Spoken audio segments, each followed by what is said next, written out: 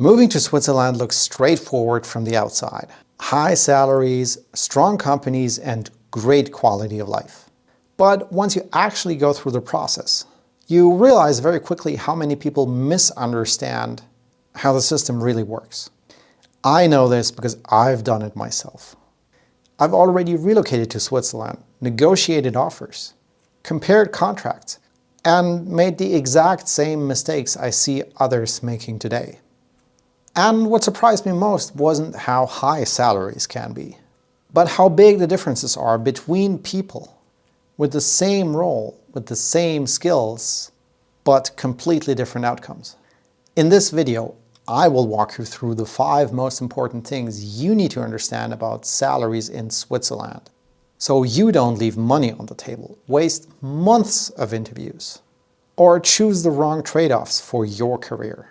One of the big misconceptions I see so often is that people think that their title basically determines their salary alone.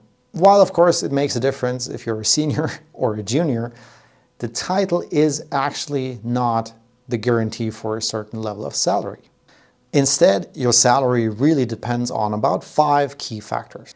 The first one is the industry, and this one is really often underestimated. So a medical tech or a pharma company or a financial institution typically pays you quite some additional money versus other industries. So the same role in a different industry might lead to quite a big difference in terms of salary. For example, a software engineer at a pharma company in Basel might earn quite a bit more than that same software engineer in pretty much the same role at a startup in Zurich. Factor number 2 is the location within Switzerland. So people often say Switzerland is a small country and they would expect that everything is the same in all of that small country. And that couldn't be further from the truth. If you look at cities like Zurich, Geneva, or Basel on the one hand and compare it to cities like Bern, Luzern, Lugano on the other hand, you will find that the salaries can be quite a bit different, even though the distance between the cities isn't super high. So again, the same work, just in a different city, might yield to a quite different salary. Factor number 3, the company type. If you look at international companies, very often these are US companies, but not necessarily, they can sometimes pay up to 20 to 40% more for, again, a similar role. So for example, if you work at companies like Google or Meta or Microsoft, anywhere in Switzerland, you will often find that their salaries are much, much higher versus working for a more traditional Swiss company.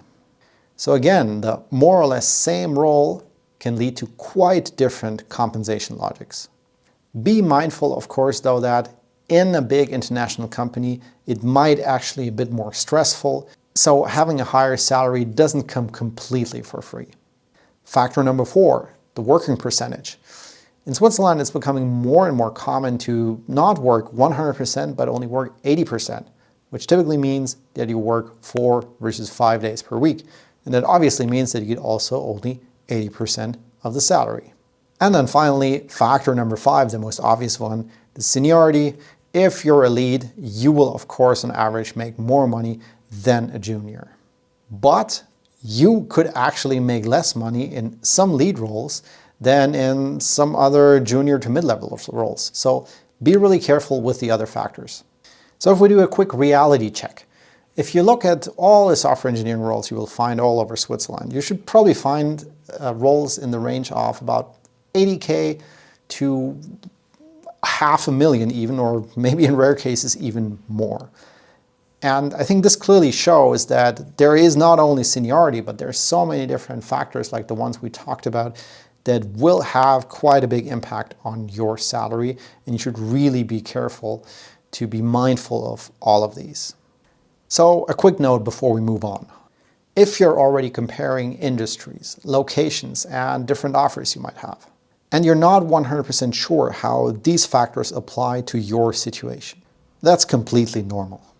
If you want a second pair of eyes before going any further, book a short call with me. As always, the link is down in the description. Tip number 2 for today. Do not negotiate in the end. Very often, recruiters or companies will ask you, what is the salary you're expecting? Because it might be really tempting to tell a company, a lower salary than you really want just to get the process started and just to, not be ruled out in the very beginning. But this is really dangerous. Chances are that at the end, there will not be much headroom left for negotiating a higher salary. Usually companies have a relatively set budget on a certain role. More and more, they're also willing to communicate that. So even though they might ask you first, like, what salary do you expect? At the end, they will either make you an offer or not. And then, if they really like you, maybe they can give you a few percent more, or you can negotiate about some other additional factors like bonuses. But they will typically not give you massively more money just because they like you, and not even if there's another company offering you more. Even if at the end you're in a lucky situation where you have maybe 2-3 offers and somebody else is offering you 30% more, it's highly unlikely that that first company will simply say, okay, here's 30% more if they offer 30% more. This is not how it works. Either you just end up going for the other company and then you're kind of lucky, or you can at best negotiate a few percent in most cases. So worst case, if you start with lower salary expectations all the time in every single process, you're just going to waste time, because in the end you might say, but that's actually too low. I don't want to make the move. I don't want to accept that new role just because you were applying to the wrong roles that were basically doomed to fail from the beginning. Topic number 3. What I also see many people doing is focusing too much on the pre-tax salary rate. So basically the salary that it states in your contract and not the eventual savings rate. And this is especially important if you don't look for jobs just in like one city where, it's typically the same environmental factors, but if you compare them across countries or regions. Because across countries, taxes are different, cost of living are different.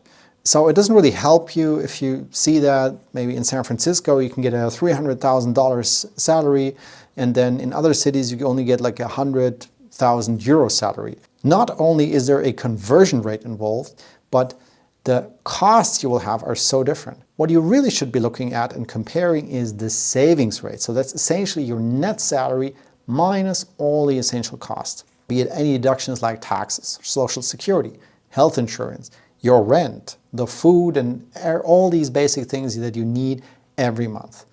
And then you have the amount of money that's still left for vacation or for savings, for spending on your hobbies and so on. This is the real rate you want to look at. It might be wildly different across offers and countries.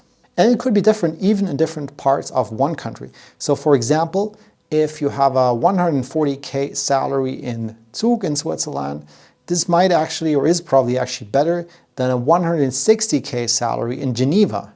It's the same country, but the taxes and the cost of living are so different in these two parts of Switzerland, especially at these salary levels, that it makes a real difference and you have to do the exact math. Topic number 4, and I think this is one of the most underrated ones, and that's the balance between learning and earning. Of course, we all want this one job that's super well paid and you can learn a lot and the colleagues are nice and you get everything. But realistically, even if you get there one day, not every job is like this, and probably, especially at the beginning of your career, you're not going to have that. You're instead going to have a decision between something that will actually pay you relatively a lot, but you might be working with really old systems where you can't learn that much. Or you might be working with something brand new or something that's emerging, and maybe in 5 to 10 years it's super important. Right now it's just not so mainstream yet, so there's very few companies requiring this, so salaries are lower. And this is an important decision you have to make, because there's no absolute truth in this. Do you need more cash in the shorter to medium term, or do you want to optimize the learning? Or maybe, of course, you can also find something in between. If you work for, let's say, a bank, you might end up working with all sorts of legacy systems. Or even if you work with a newer company, like especially big tech companies, they often have systems and frameworks that only exist in these companies.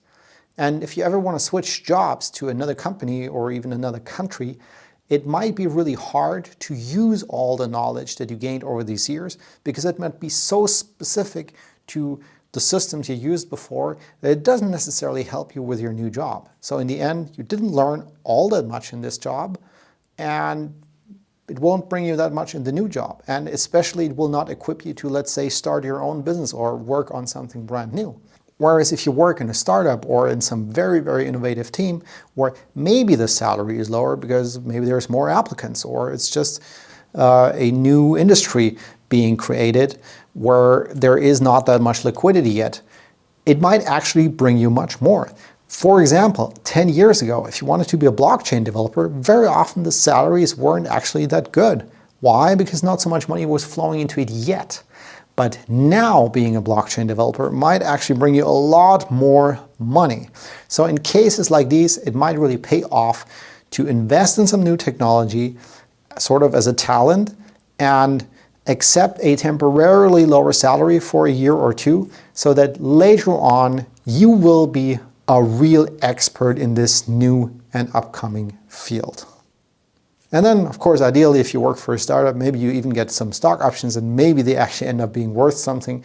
So sometimes it could even work out in your favor in the long run if you stay with this organization for long enough. Topic number 5 for today.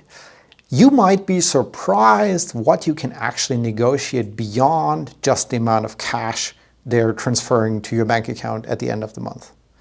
Because very often the salary they can pay you for a role is kind of constrained, whereas other factors are not so constrained for all sorts of reasons that you might not even be able to understand entirely. So for example, a company might be able to give you a one-time payment for relocation. They might pay for moving your things, relocation consulting, tax consulting, all these things. They might be able to offer you remote work days, right? So one company might require you to come in every day to the office and give you a really good salary, whereas another company might pay you less, but you will get way more opportunities to work for them remotely. Or also things like company cars, additional vacation days. I think this is also worth a lot, and in especially countries like Switzerland and the US, you will find there's a wide difference in terms of vacation offered. Or also a budget for professional development. One company might not have that, or maybe just give you like 1,000 per year, whereas another company might actually give you 10,000, which is much more useful because this would allow you to travel to some conference or hire some coach to teach you a certain skill, whereas with 1,000 you can at best buy some online course.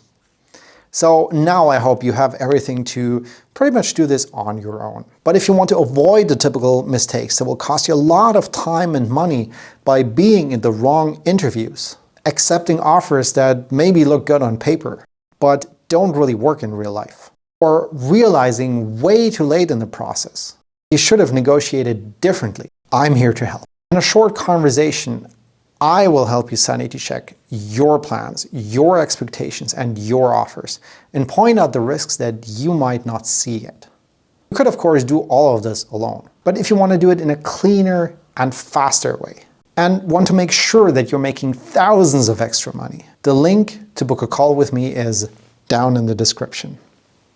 And if you want to get a better understanding of what a 6-figure salary in Switzerland really means in real life, check out this video next.